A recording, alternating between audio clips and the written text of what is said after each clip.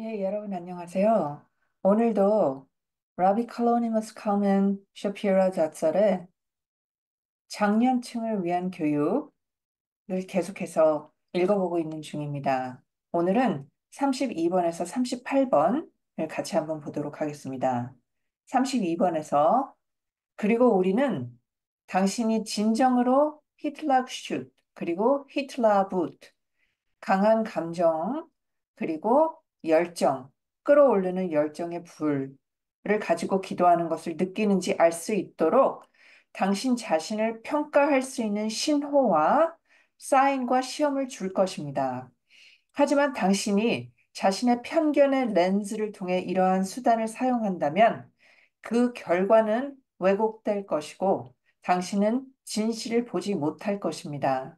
우리는 이전에 당신의 행동에 미치는 특정한 영향에 대해서 언급했는데, 당신은 당신이 느끼는 것이 히틀라브신지 히틀라그슛인지 어느 정도 구별할 수 있을 것입니다.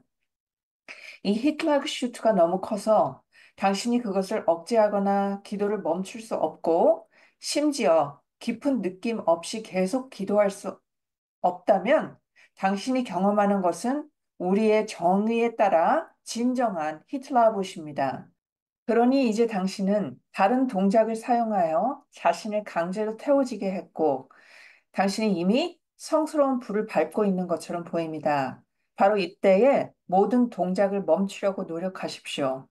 만약 당신이 진정으로 히틀라봇에 도달했다면 당신의 태워진 영혼이 당신이 멈추는 것을 허락하지 않을 것입니다. 마치 냄비가 당신 안에서 끓어 넘치는 것처럼 마치 바다가 경로하여서 온 힘을 다해서 당신을 휘두르는 것처럼 막 소리치고 갈망하고 울고 기뻐했단 말이에요. 근데 그렇게 했는데 금세 진정이 되고 폭풍이 당신 안에서 더 이상 경로하지 않아가지고 기도를 멈췄을 때 일반적인 대화를 나눌 수 있을 정도라면 그저 자신을 강요하려고 시도를 했을 뿐 히틀라붓에 도달하지 못했다는 신호입니다.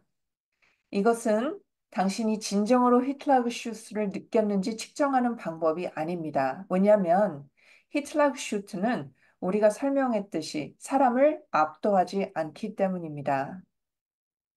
그럼에도 불구하고 당신이 동작을 멈추고 일반적이고 평범한 대화를 나눌 수 있는 지점에 이르렀을 때 그러한 변화가 후회나 상심을 가져오지 않는다 하면 히틀라그슈스를 느끼지도 못했을 것입니다. 왜냐하면 작년이나 젊은 하시드가 적어도 이 히틀라그슈스의 수준에 도달했을 때 갑자기 기도를 멈추게 되면 그의 마음은 의심할 여지 없이 하셴의 기두샤와의 친밀함과 연결에 대한 갈망으로 고통받을 것이고 그 고통은 부모와 헤어진 아이의 갈망과 다를 바가 없을 것입니다. 여기에 또 다른 사인이 있습니다. 아보다 타셈의 위대한 스승들만이 기도 예배 내내 히틀라브 수준을 유지할 수 있다는 것을 알아야 합니다. 이것은 평범한 사람, 특히 초보자에게는 그렇지가 않습니다. 기도하는 내내 단어의 단순한 의미에 집중하는 엄청난 성공을 거두었다 하더라도 그가 숭고한 히틀라붓을 경험하거나 심지어 히틀라그슛을 받을 자격이 있다면 그것은 기도하는 동안의 특정 지점에서만 가능할 것입니다.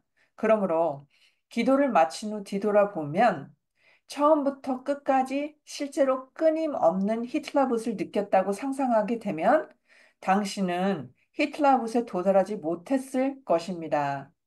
하지만 산에 오르고 계곡에 빠지고 빛과 그림자를 느꼈다 하면 당신이 느낀 것이 진정한 히틀라그슛일 수 있습니다. 우리가 기도해서 하셴께 히틀라붓을 허락해 달라라고 요청하라고 조언한다고 생각하지 마세요. 아래서 우리는 당신이 실제로 그것에 도달했는지 알기 위해서 그 표징과 시험을 제공할 것입니다. 우리는 이미 히틀라붓을 위해서 기도하지 말라고 경고하는 거룩한 세파림을 인용했습니다. 그저 힘을 다하고 명확함으로 하나님께 기도하는 데 집중한다면 히틀라붓이 당신에게 올 것입니다. 더욱이 어떤 사람이 자신의 기도가 유창하고 마음이 들떠 있다고 느낄 때 자신의 기도가 진정한 히틀라붓으로 되었는지 아닌지에 대해 그런 계산을 할 때가 분명히 아닙니다. 그는 기도하기보다는 계산을 할 것이고 이런 방법은 불을 확실히 꺼버리는 것입니다. 그러나 그가 무슨 일이 있어도 이치를 따지지 않고 기도한다면 그의 기도가 형편없더라도 기도의 일부는 여전히 고양될 수 있습니다. 그러나 그의 기도가 전혀 고양되지 않더라도 그는 자신의 목표에 확고히 머물러야 합니다. 왜냐하면 그 느낌이 그에게 올 것이기 때문입니다. 다음 기도에서가 아니라면 그 뒤를 이을 기도에서 올 것입니다. 거룩한 베일 아하론 기도 시간은 개인적인 회개를 할 때가 아니다라고 쓰여 있습니다. 기도하는 동안 개인적인 계산을 하려는 사악한 성향이 사람에게 온다면 그는 그것을 나중으로 미루어야 하며 그러면 위에서 말한 조언에 따라서 할 수 있을 것입니다.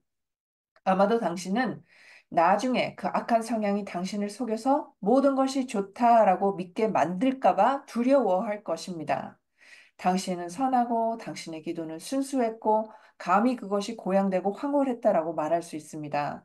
그런 두려움은 당신을 깊은 푸른 침체에 빠뜨릴 뿐이며 당신의 영혼은 승천이나 히틀라붓 없이 무덤에 있을 것입니다.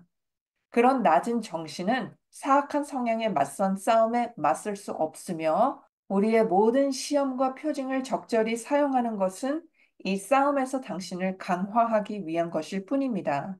이것은 특히 당신의 정신이 나는 토라 학자이고 나는 하시드이다라고 주장하도록 굳어졌다. 그렇다 면 더욱 그렇습니다. 그러므로 그런 오류에 인생을 낭비하지 않기 위해서 당신은 가끔씩만 이러한 시험을 사용하는 것이 좋습니다. 하지만 이것을 기억하고 잘 기억하세요.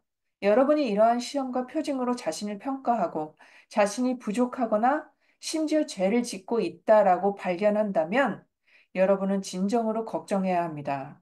걱정만 하는 것이 아니라 마음이 우리 안에서 녹을 때까지 비통함으로 신음해야 합니다.